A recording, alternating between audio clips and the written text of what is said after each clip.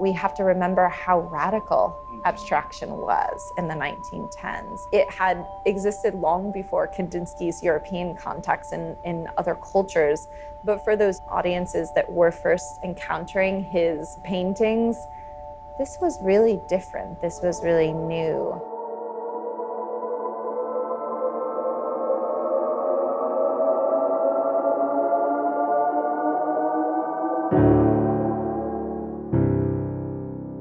Vasily Kandinsky is one of the artists that's represented in the greatest depth in the Guggenheim's collection, and I've had the great pleasure of spending a lot of time with these paintings and works on paper and woodcuts in our holdings. Walk me through what the art making process was like. So we have Blue Mountain from 1908-09 and then Pastoral from 1911.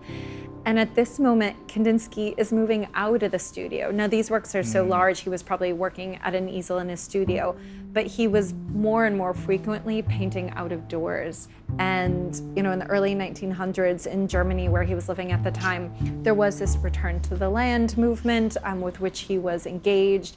He and the artist Gabriele Munter were living oftentimes less so in Munich and more often in the Bavarian countryside. So there, you know, Kandinsky is working in his kitchen garden, he's painting out of doors, he was an avid cyclist. And then perhaps he's coming back into a studio for work such as this. You know, still so much tied to the land and this expressionistic use of color.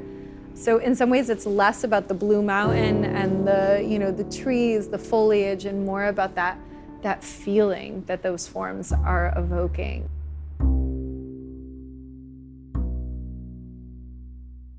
Abstraction was a journey for Kandinsky as well. Kandinsky cites two really transformative experiences. He sees an exhibition in Moscow in which he saw paintings by Claude Monet, specifically his haystack paintings. The study of light and color that really transfixes Kandinsky. He also sees a Wagner opera, Lohengrin, and this starts him thinking about the ways music can elicit these different emotional responses in its viewer, and how could that be translated into painting. And it's really not until around 1913 that he makes the paintings that he calls his first truly non-objective paintings.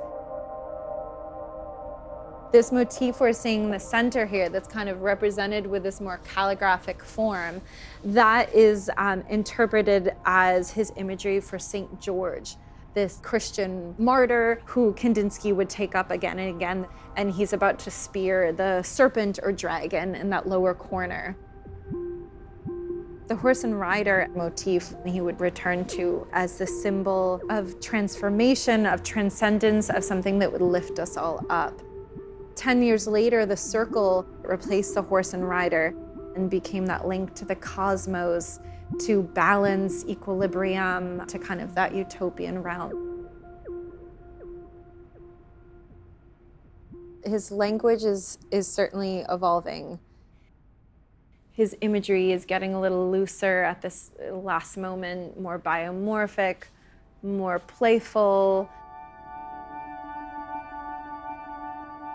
I have to imagine that for Kandinsky, this would have been such a fantastic viewing experience because he was encouraging this kind of multi-sensory reaction.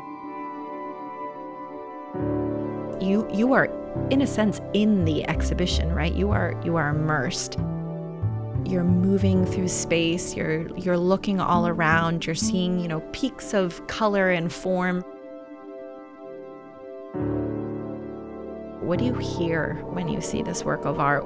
How are all of your senses kind of activated?